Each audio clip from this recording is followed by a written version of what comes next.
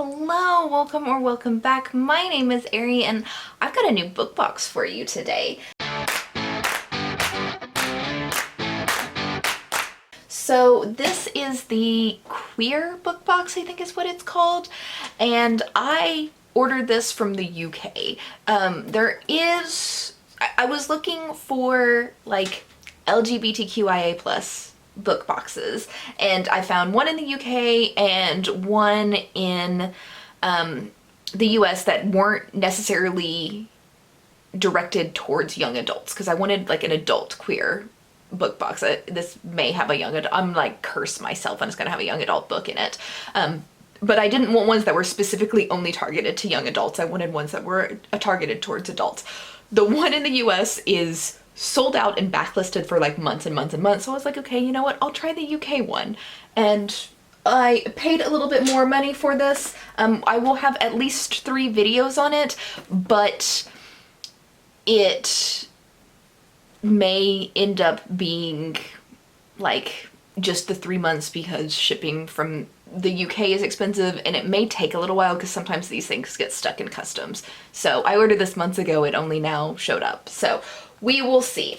I don't remember the price of this, but I'll put it on the screen right here. And I'm not going to include shipping, but just note that shipping from the UK to the US increases this considerably. But if you're in the UK, shipping's cheaper or free. Who knows? Anyway, let's just break into this. No, I'm doing it upside down and backwards. As always, you guys gets first pick, and everything fell out. So the first thing I got in here is this. It is Pride, a poem by Lindsay Catherine McMahon, and it's just like a little booklet with a poem in there. And that's cute. I'm not going to read the poem, but that's cute. Then I have a bookmark. That's one side of it. The back side of it says, I wanted to explain that to Edith, that holding Julian's hand was like holding a museum pass, and holding hers was like holding a grenade. Don't know what that's from. It may be from the book in the box. I guess we'll find out here in a minute. Next thing in here is a poster that says Pride is a protest, which Pride is a protest. I mean, people consider it like a kink celebration sometimes, but Pride is a protest. They're protesting for gay rights and trans rights. So, yes. But I like it. It's cute.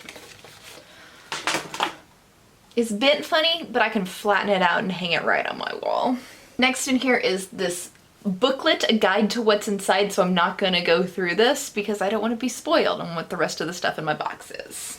Next up, I've got a Pride postcard here. This says, it was like drinking something I'd been holding till it cooled, finding it still too hot and gulping anyway because I'd been cold too long.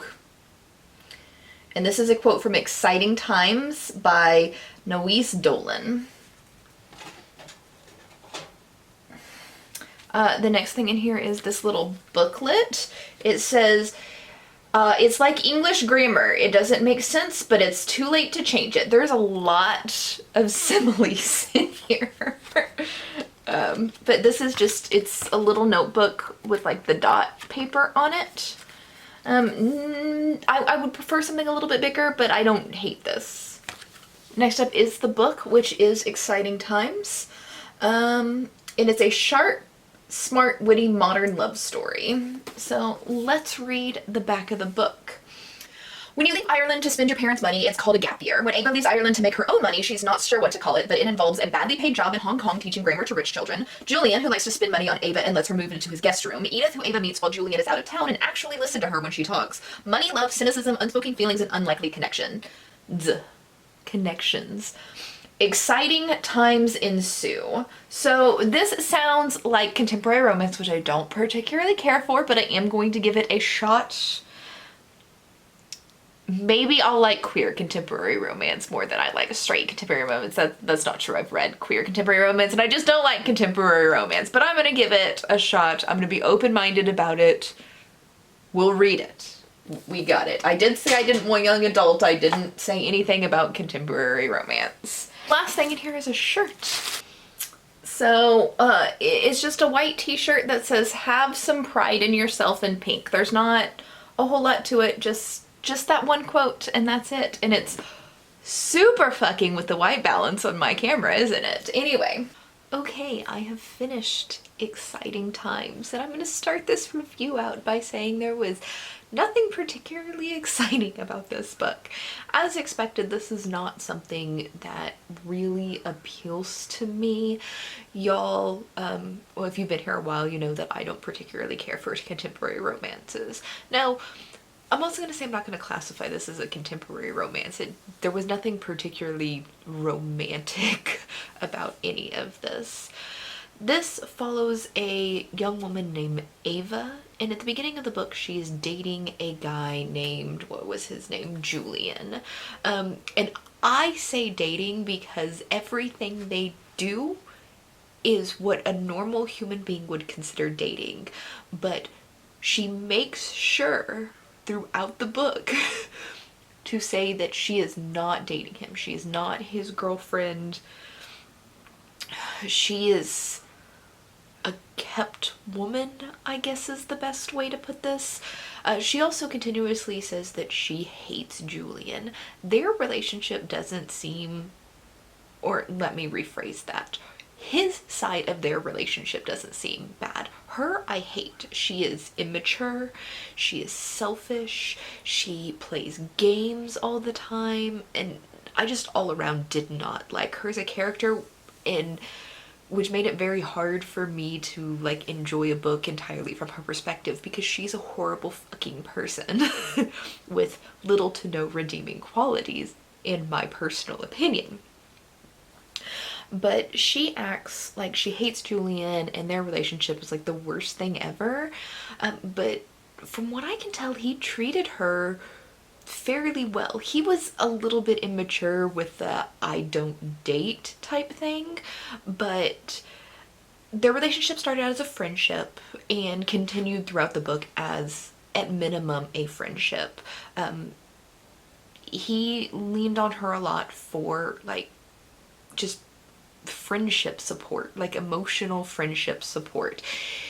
He is considerably wealthier than she is and offered to let her live in his spare bedroom in his apartment rent-free. He never once pressured her for sex. She liked to pretend like he was subconsciously pressuring her for sex, but none of his actions even remotely seemed like he was pressuring her. It was all in her head or her pressuring him. So that felt like, it felt weird that she hated this man so entirely much when he was nothing but polite and respectful to her. There was some snarky comments, but hers were way, way meaner. So you have their relationship for the first section of the book. The second section of the book, he has to travel to London for 6 months on business, and she meets a woman called Edith and falls in love with Edith. And that section is a little bit better than the first section. The relationship's a lot healthier, it's a lot better, but it's still not perfect. I like that section more because it brought up a lot of questions about like the struggles of even admitting to yourself that you are not just attracted to men. And she's questioning like, am I gay? Am I bisexual? Am I straight and only attracted to this one singular woman?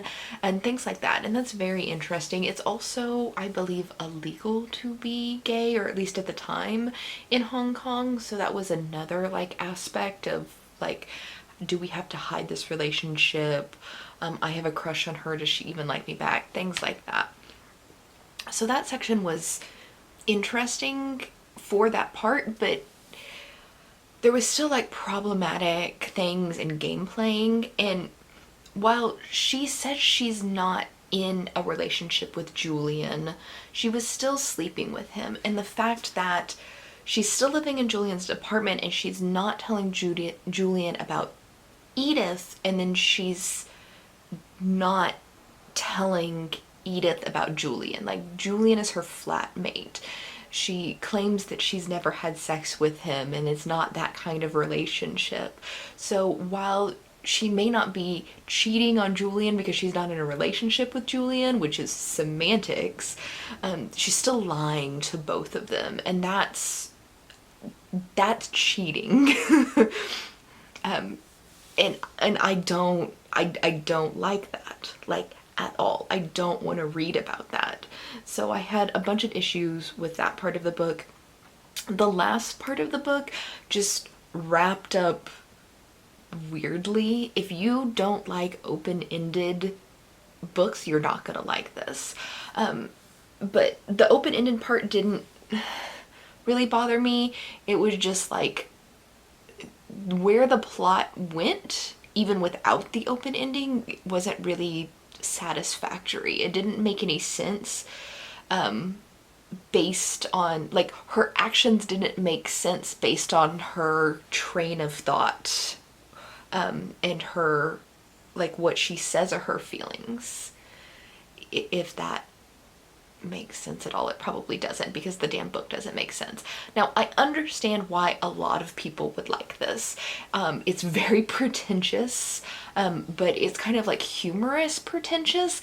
I didn't get along with the humor, but I could see a lot of people who would get along with the humor, and a lot of people don't necessarily mind the whole cheating aspect and, like, I want to say hate to love, but it's just hate to hate.